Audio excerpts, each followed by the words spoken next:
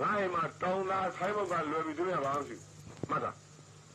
ဘယ်တော့မှမတင်ရဘူးဆိုင်ဘုတ်ဒီကြားထဲဟိုတပည့်တယောက်ကရှိတဲ့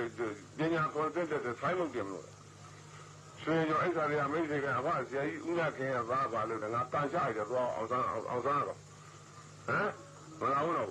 မလုံးနဲ့ဘာလို့လဲအဲ့ဒီလိုတို့ပြီးဆေးတော်ရဲ့အကြောင်းကိုပြတော့ဒီဆရာကြီးကိုပညာအပ်ပြီးတော့လွှတ်လိုက်တာစက်တသေးกว่าမင်းလူဝဲဖို့မင်းလူထားတဲ့ဘိုးတော်ယူဓာတ်ပုံစက်ကူနဲ့ပါ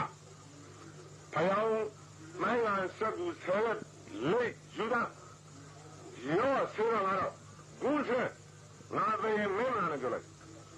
အဖေစဉ်းစားတယ်ဘာကြောင့်ဒီလိုပြောပါလိမ့်မလဲအဲ့ဒီကနေပြီးတော့1ရက်2ရက်3ရက်4ရက်3ရက်လောက်ကြာပါအခုကအဖေကြီးဘိုးတော်ပွင့်ငါတို့3ရက်ကိုလာပြီးတော့ဟဲ့ကောင်မင်းပညာကိုကိုလိုကရမလို့နဲ့လို့ပြောတဲ့အချိန်မှာမင်းတို့ကလာခေါ်มาပုတ်ပါဆိုတဲ့နောက်နေ့အဖေဟာတို့အိမ်နေတဲ့နေရာခေါင်းရံနေတခွန်းနဲ့ခေါ်သွားအဖေကခွင့်ပြုပါကျွန်တော်စကားပြောရင်ရုပ်မြင်ပန်ကြားပြောတယ်လို့အပြည့်လည်းကြောက်မင်းတို့တွေတိကြတယ်ပြောတယ်ပြောမယ်နားတော့ကောင်းရလေလူ40လောက်အဲ့နေတာအကုန်ကြားတယ်မှတ်တာဟော7 နာရီ45မိနစ်လောက်ခေါ်သွားတယ်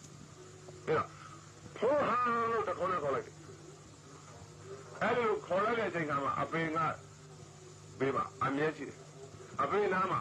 ငါပဲရှိတယ်ဘယ်မှမရှိဘူးအဲ့ဒီလိုခေါ်လိုက်တဲ့အပန်း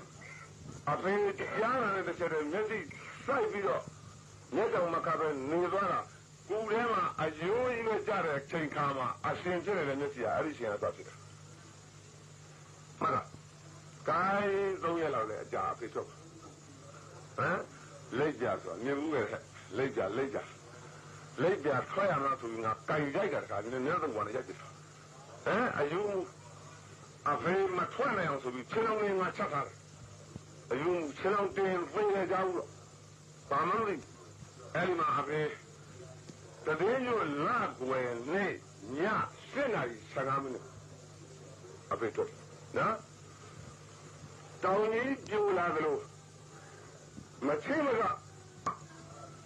မင်းတို့ဒါလည်းကပြောတယ်တော့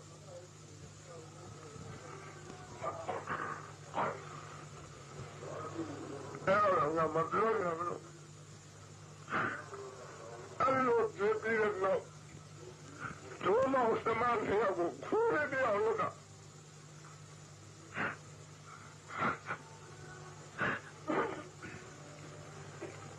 ဒီတော့မကောင်းပါဘူး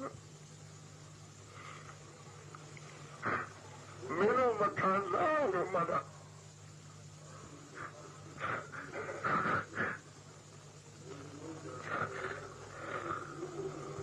အဲ့ဒီအတစရကျိုးလာပြီးမဖြစ်မနေဒီလူကြီးကိုငါသေးမလာနဲ့လို့ခိုင်းလိုက်တဲ့အချိန်ကမှအဖေတော့ပြန်ရောက်နေတယ်ကွာအဲ့ဒီပြန်ရောက်တဲ့သဘောတွေကိုသူနဲ့ဆက်တဲ့လူတွေကိုလိုက်ကြည့်လိုက်တော့မင်းတို့ဒီကိုရောက်နေတဲ့ဆေးတော်တွေဒုက္ခရောက်တော့မှဆိုတာငါမြင်ရတယ်မထား